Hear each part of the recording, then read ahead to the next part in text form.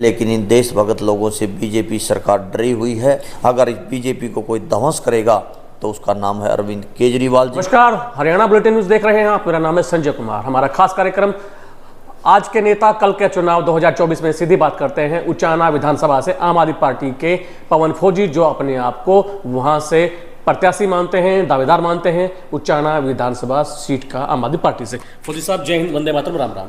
नमस्कार। सबसे पहले तो आपके हरियाणा बुलेटिन न्यूज़ के दर्शकों को मेरी प्यार भरी राम राम जी। फौजी साहब, चुनाव का बिगुल बजने वाला है, 100 दिन से कम का समय शेष बाकी है।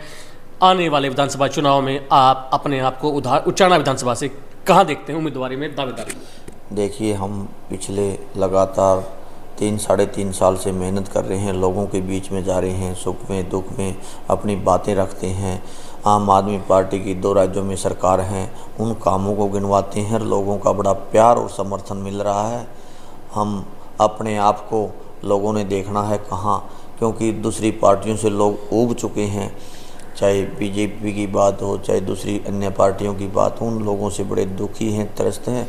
और अब की बार आम आदमी पार्टी उचाना से जीतने जा रही है। उचाना को बड़ी हॉट सीट माना जाता है। वहाँ से पूर्व डिप्टी सीएम दुष्यंत चौटाला चुनाव लड़े थे, वहाँ से उप मुख्यमंत्री बने।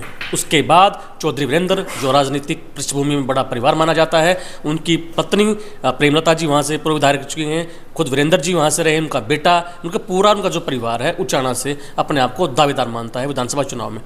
पवन फौजी अपने आप को कहाँ देखते हैं? देखिए, सबसे पहले आपने दुष्यंत चौटाला की बात की जी। उचाना के लोगों ने उनको भरपूर प्यार और समर्थन दिया, लगभग 47,000 वोटों से जितवाया, जो बहुत बड़ी काउंटिंग होती है।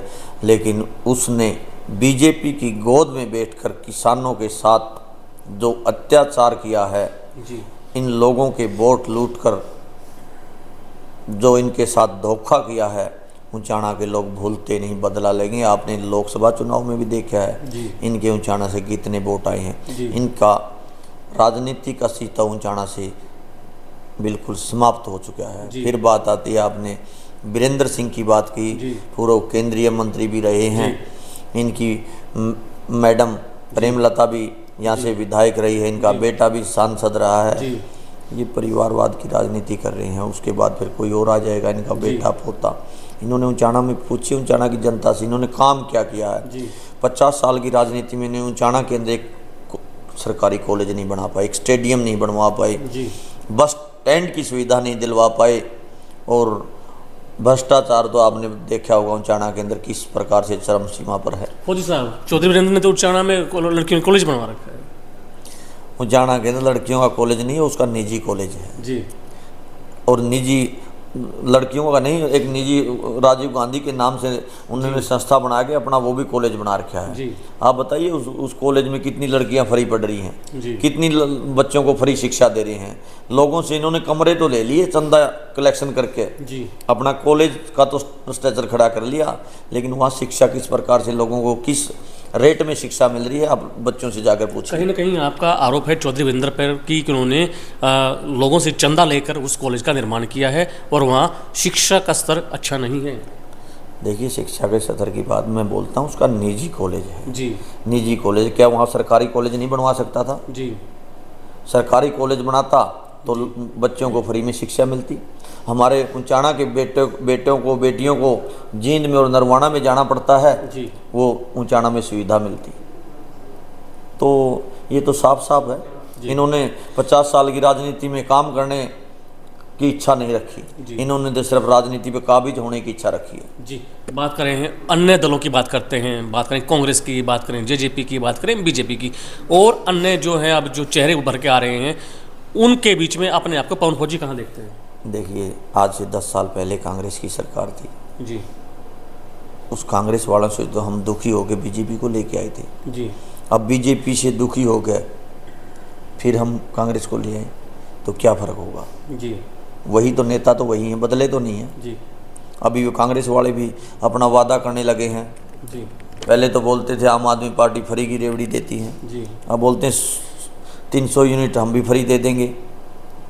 भाई 10 साल पहले आपकी सरकार थी, केजरीवाल आपकी कलम पकड़ने नहीं गया था कि लोगों को फ्री में बिजली मुहैया ना कराओ, तो इन्होंने दूसरे राज्यों में भी इनकी सरकार है, वहाँ क्यों नहीं दे रही? ये सिर्फ चुनावी स्टंट है, जी। चुनावी मुद्दे बना के रखते हैं, लोगों को सुविधा नहीं देते। सुनीता केजरीवाल उचाना आने वाली हैं हाल के दिनों में, क्या ये भी एक चुनावी मुद्दा तो नहीं रहेगा, चुनावी रैली तो नहीं रहेगी? ऐसा है, चुनावी रैली है, इसमें कोई शक नहीं है। जी। आने वाली 3 तारीख को अनाज मंडी के अंदर आम आदमी पार्टी की सुप्रीमो श्री अरविंद केजरीवाल की धर्मपत्नी उचाना के अंदर एक रैली करने आ रही है। जी। और आपके चैनल के माध्यम से मैं दर्शकों से भी अनुरोध करता हूं, आप ज़्यादा से ज़्यादा संख्या में पहुंचकर आने वाली 3 तारीख को आम आदमी पार्टी के हाथों को मजबूत करना और आम आदमी पार्टी के सुप्रीमो अरविंद केजरीवाल की धर्मपत्नी के विचारों को सुनना। जी, क्या कुछ एजेंडा रहेगा रैली में, क्या कुछ वादे रहेंगे, कुछ नई चीज़ें, कुछ नए वादे रहेंगे? देखिए, आम आदमी पार्टी का फंडा साफ है। जी। आम आदमी पार्टी शिक्षा के ऊपर काम करती है, आम आदमी पार्टी स्वास्थ्य के ऊपर काम करती है, आम आदमी पार्टी महिलाओं की सुरक्षा के ऊपर काम करती है, आम आदमी पार्टी महिलाओं की यात्रा फ्री करने के ऊपर काम करती है, महिलाओं को 1000 रुपये महीना देने के ऊपर काम करती है, बिजली फ्री और 24 घंटे देने का काम करती है, उसके बाद बेरोजगार युवाओं को रोजगार देने का काम करती है। और जी, अगला सवाल है कि आने वाले विधानसभा चुनाव में ऐसे कौन से काम हैं, ऐसे कौन सी समस्याएं हैं जिन पर पवन फौजी चुनाव लड़ने के लिए बात कर रहा है कि मैं उन मुद्दों को समाप्त करूंगा, उन समस्याओं को ख़त्म करूंगा, वो चीज़ें वहाँ की जनता को दूंगा? देखिए, मैंने इसी से पहले आपको साफ साफ सारी बातें बता दी हैं। आम आदमी पार्टी का फंडा साफ है। जी। हरियाणा के अंदर आम आदमी पार्टी की सरकार होगी। जी। शिक्षा के ऊपर उचाना विधानसभा की बात करते हैं। उचाना विधानसभा की बात करते हैं तो उचाना के अंदर कॉलेज बनवाने का काम करेंगे, स्टेडियम बनवाने का काम करेंगे, बस स्टैंड बनवाने का काम करेंगे। जो भ्रष्टाचार हैं, भ्रष्टाचार का बोलबाला है, उसको समाप्त करने का काम करेंगे और लोगों की हक की लड़ाई लड़ने का काम करेंगे। आपके पार्टी के सुप्रीमो से लेकर और बड़े नेता, दिग्गज नेता तो भ्रष्टाचार के आरोप में ईडी ने जो अंदर डलवा रखे हैं। देखिए, ये देशभक्त लोग हैं। जी। इनके ऊपर बीजेपी सरकार ने जो शिकंजा कसा है भ्रष्टाचार का, एक नया पैसा भी हमारे नेताओं के पास नहीं मिला। लेकिन इन देशभक्त लोगों से बीजेपी सरकार डरी हुई है, क्योंकि ये देशभक्त झुकने वाले नहीं हैं, टूटने वाले नहीं हैं। ये फांसी टूट सकते हैं, लेकिन इस बीजेपी की जो तानाशाही है इसको सहन करने वाले नहीं हैं। अगर इस बीजेपी को कोई ध्वंस करेगा तो उसका नाम है अरविंद केजरीवाल जी। आने वाले समय में देखना किस प्रकार से, क्योंकि बीजेपी का जो फ्लॉप था वो समाप्त हो चुका है। चुनावी लड़ाई बीजेपी से ही है, सिर्फ आम आदमी पार्टी की? आम आदमी पार्टी की बीजेपी से लड़ाई है, जो शासन में उसी से लड़ाई है। बाकी अन्य दल तो उनके साथ तो कोई लड़ाई है ही नहीं। तो आपका पिछले लोकसभा चुनाव में गठबंधन था कांग्रेस के साथ कुरुक्षेत्र लोकसभा सीट से, तो क्या विधानसभा में किसी पार्टी से गठबंधन की उम्मीद है? बिल्कुल बिल्कुल नहीं। आम आदमी पार्टी अकेली 90 की 90 विधानसभा सीटों पर चुनाव लड़ने जा रही है, क्योंकि वो लोकतंत्र बचाने की लड़ाई थी लोकसभा में, और लोकतंत्र बचाने की लड़ाई में काफ़ी हद तक सफल भी हुए हैं। आपने देखा होगा, इन तानाशाह लोगों का मुंह बंद करने का काम किया है। तो अब की बार विधानसभा चुनाव में अकेली आम आदमी पार्टी 90 की 90 विधानसभा में चुनाव लड़ने जा रही है। येलो बसपा का गठबंधन हो चुका है, क्या कहेंगे अपनी पार्टी में, क्या उसका कोई असर पड़ेगा आपकी पार्टी पे चुनाव में? ऐसा है, नेल्लो, बसपा, जेजेपी और भी जो छोटे मोटे दल हैं, इनका कोई अस्तित्व नहीं है। लोगों ने देख लिया, अभी तो लड़ाई सिर्फ सत्ता दल की और विपक्ष की है। हार और जीत की लड़ाई है, आम आदमी पार्टी और बीजेपी की लड़ाई, और किसी के साथ लड़ाई नहीं। हमारे चैनल के माध्यम से क्या अपील है उचाना विधानसभा की जनता से पवन फौजी की? उचाना हल्के की जनता से मेरी अपील है, आने वाले समय में विधानसभा चुनाव में आपने आम घर के बेटे को, आम घराने के बेटे को, क्योंकि राज घराने के बेटे को, पोते को, सबको आपने देख लिया है, सिर्फ एक मौका आम घर के बेटे को देना। दोबारा आपके बीच में आएंगे तो ये बात बोल देंगे छाती ठोक कर, हमने काम किया है तो वोट दे दो, नहीं तो हमें वोट नहीं देना। ये बात अगर कोई बोल सकता है वो आम आदमी पार्टी का सिपाही बोल सकता है, क्योंकि दूसरी पार्टियों में ऐसी कोई हिम्मत नहीं है।